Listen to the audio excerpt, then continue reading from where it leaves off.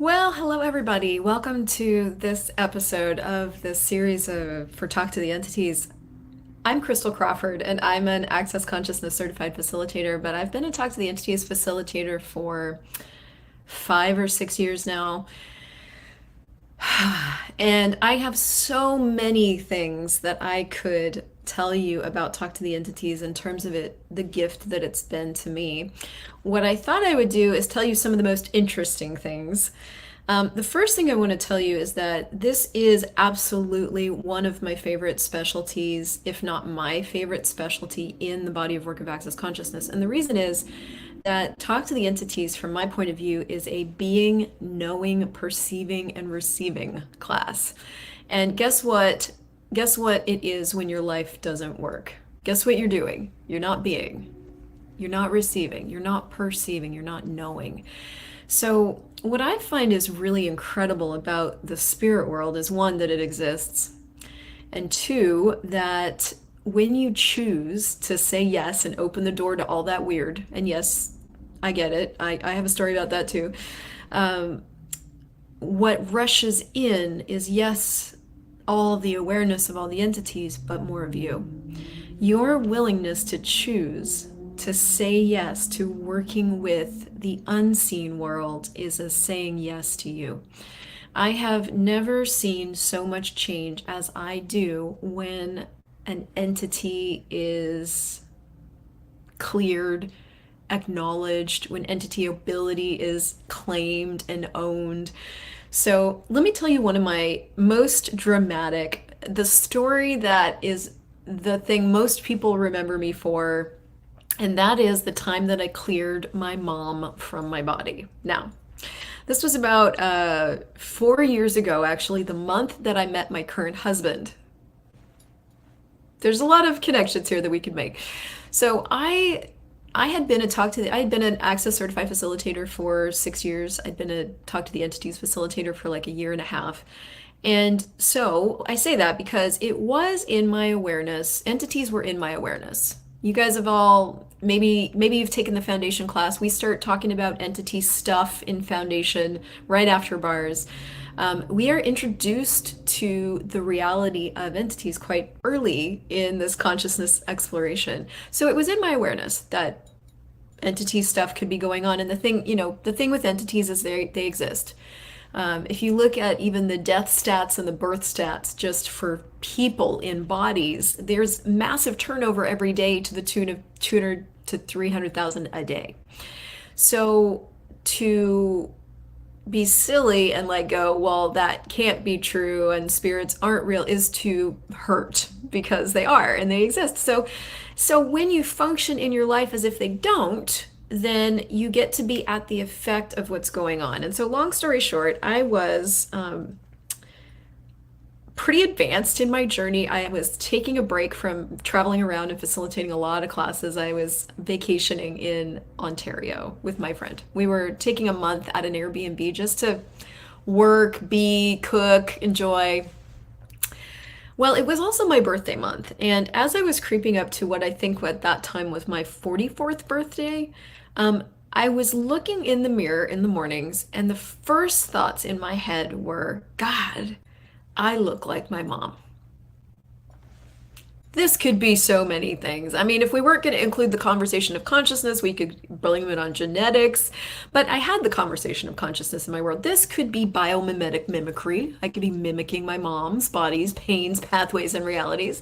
This could be a bloated day. This could be a lot of things, right?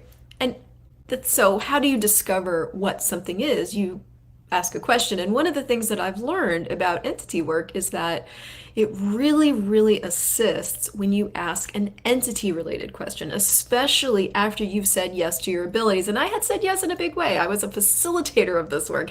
Entities were now very, very comfortable knowing that I am a facilitator. So I'm in the mirror, I'm looking at myself, I'm like, I really look like my mom. But I mean, I was really looking like my mom. Like my face looked like her. My belly looked like her. Like my body, I literally was looking at myself going, I'm looking at my mom. So one of the things I've learned is to listen to myself with those things, because most of the time, I would say 99.99999% of the time, when you say things like, uh, it felt like they became someone else, or I feel like, I mean, it usually starts with I feel like, right? Because we don't want to trust ourselves right off the bat. So I feel like I look like my mom. It feels like there's someone else speaking or someone else in my body. Those are things to take literally. So I finally heard myself. I'm like, so anyway, it didn't click right away, but I was listening to myself and I was walking around the house that day. And the secondary symptom of all of this was that I was walking around the house that day like upset. I was sad. I was crying. And listen, I was 6 years into like really using the tools. Most of the time I was a pretty happy person. I'd come from being sad like most of my life, but after Access was pretty happy. So this was a pretty dramatic shift in mood. This is another entity symptom. Moods can be entity symptoms. So anyway, it was a combination of things. And finally, I'm down in the kitchen and I'm making some food and I'm about to go facilitate a class, right? I'm about to put on my facilitator hat online.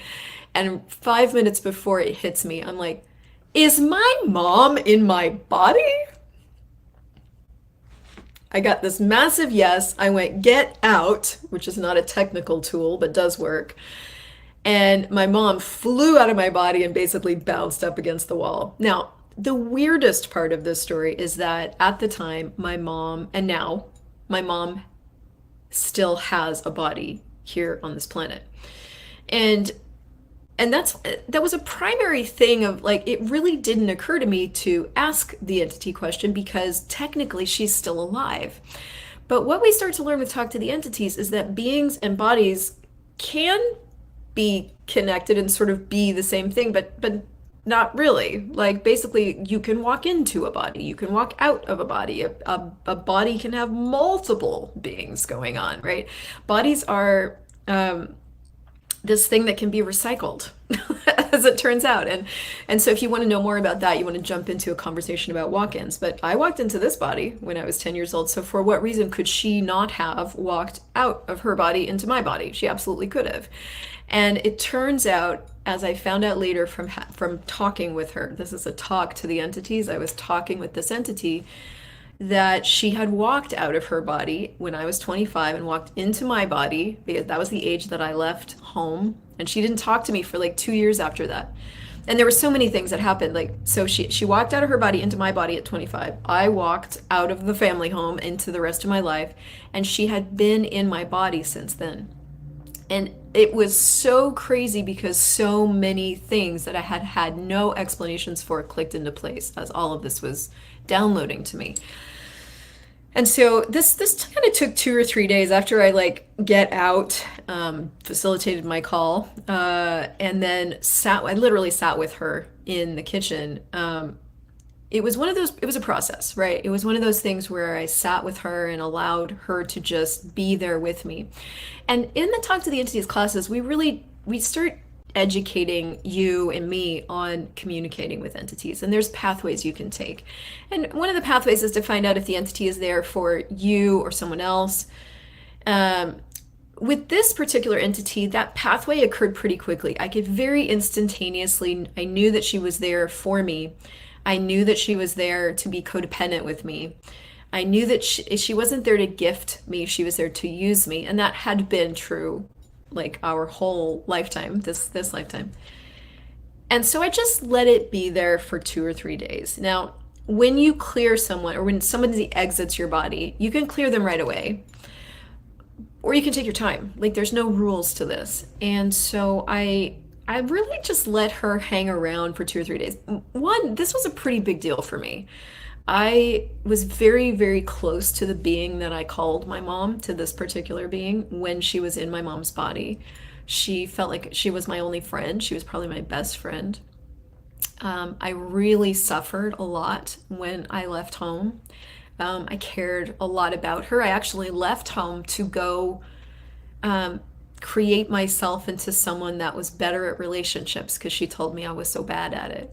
So a lot of my choices came from wanting to have this being in my life that I called my mom. And so when I discovered that she was in my body and now she's outside my body and now we're in the same house together and I'm like, okay, I need a minute. And it took me 2 or 3 days of just kind of letting her be with me to finally really get that this being was not there to contribute to me. So I ended up clearing her, and because at the end of the day, I'm the dominant entity. You're the dominant entity. You're the one with the body, and I get to choose who's in my life and what I'm affected by and what energies work for me and what energies don't work for me, and I get to choose all that. So I did clear her. And I'm not even exaggerating when I tell you that the morning I cleared her, my face shape changed.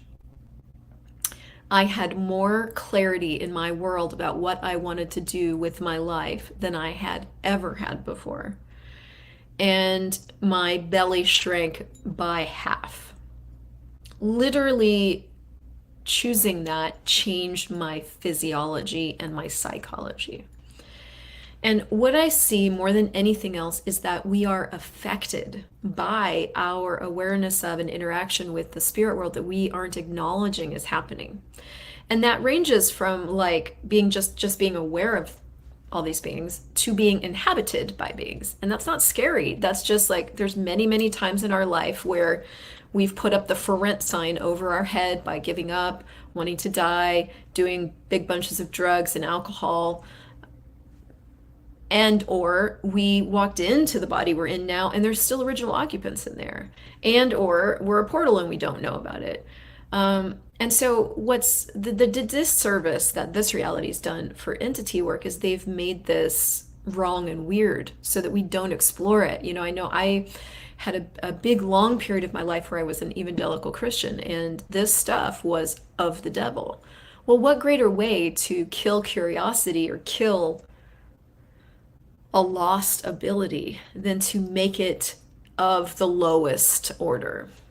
And, the thing about us as humanoids is we have to be willing to explore what has been made taboo in order to regain ourselves, regain that capacity.